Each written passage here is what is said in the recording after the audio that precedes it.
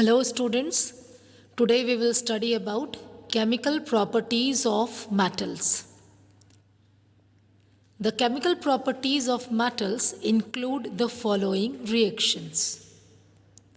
Reaction of metals with oxygen. Reaction of metals with water.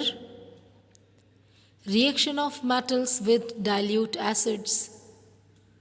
And reaction of metals with salt solutions. Before going through all these chemical properties, we must have a look over reactivity series. Reactivity series you have also studied in class 10th. Here have a look and recap once again.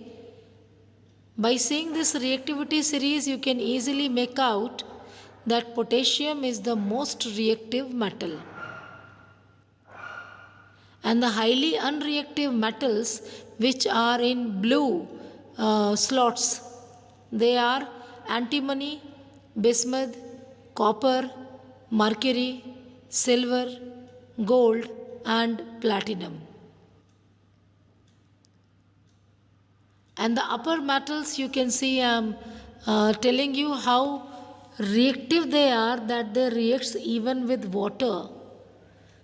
So as I told you that potassium is the most reactive metal, the other reactive metals can be given here as example: sodium, lithium, barium, strontium and calcium.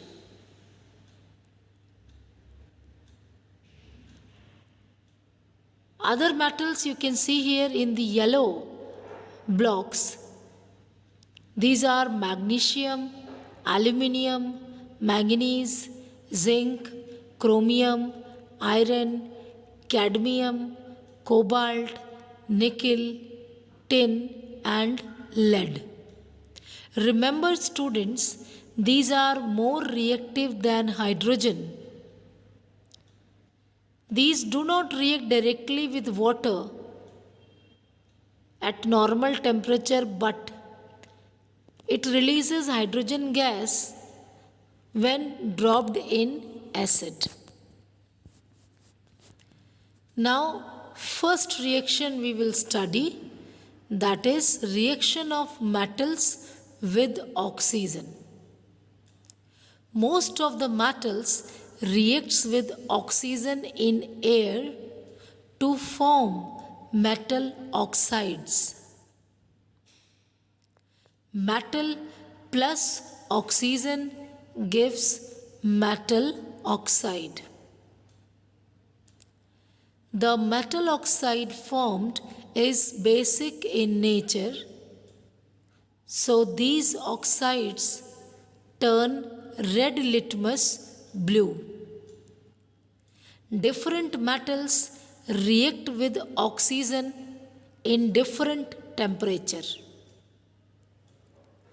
Some react with oxygen on heating and some react with oxygen only on strong heating. One example here given is when sodium heated with oxygen produces sodium oxide. Formula of sodium oxide is Na2O, solid.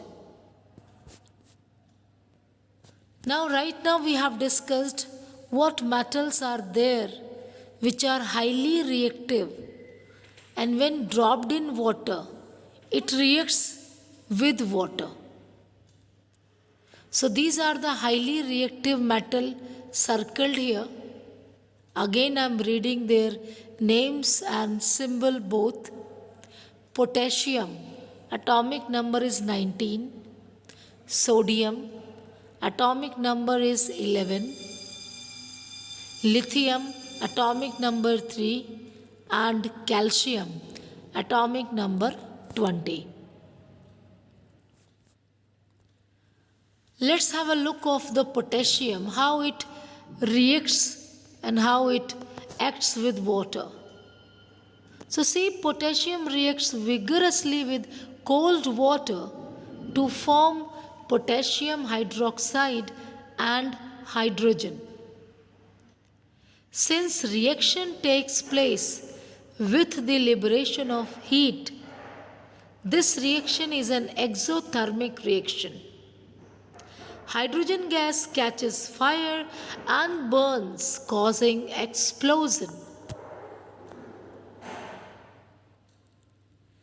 Next type of chemical reaction is reaction of metals with dilute acids. The reactive metals, that is, the metals above hydrogen in the reactivity series, displaces hydrogen from dilute acids. So we can write the word equation as metal plus dilute acid gives metal salt and liberates hydrogen gas. One example, that when magnesium solid allowed to react with aqueous solution of hydrochloric acid, it releases hydrogen gas. Now this here you can see reaction with dilute acid, some other reactions. Like some metals which are discussed here, then what happens when they react with dilute acids? Potassium, sodium and calcium. These elements react with acid in a very violent and dangerous manner.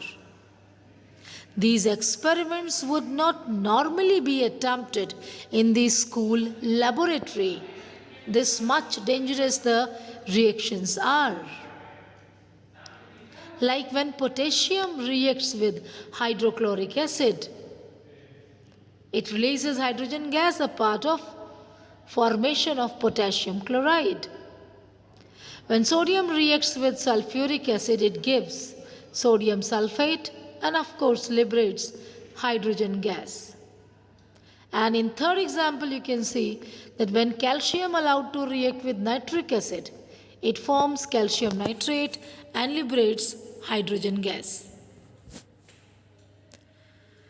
Now, reaction of metals with salt solutions.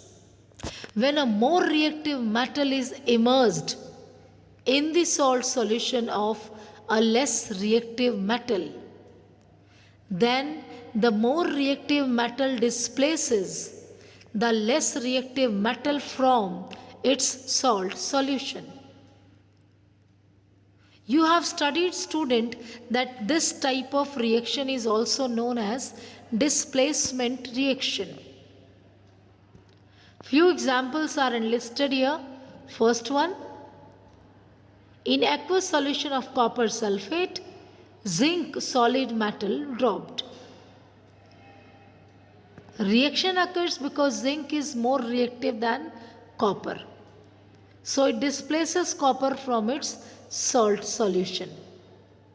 In second case, see the example is given when copper metal dropped in aqueous solution of zinc sulfate. So you can easily predict that what may happen. How need to explain? You can explain like this. Since copper is less reactive than zinc, it is unable to displace zinc from its salt solution. So we can write here no reaction. In third example, copper allowed to react with silver nitrate's aqueous solution.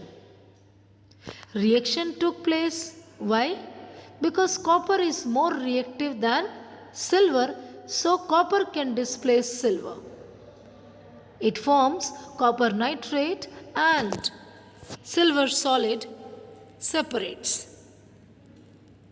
Next and the last example is given here. What happens when silver dropped in aqueous solution of copper sulfate? No reaction.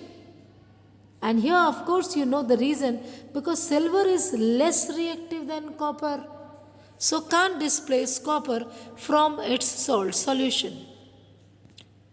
Thank you, children.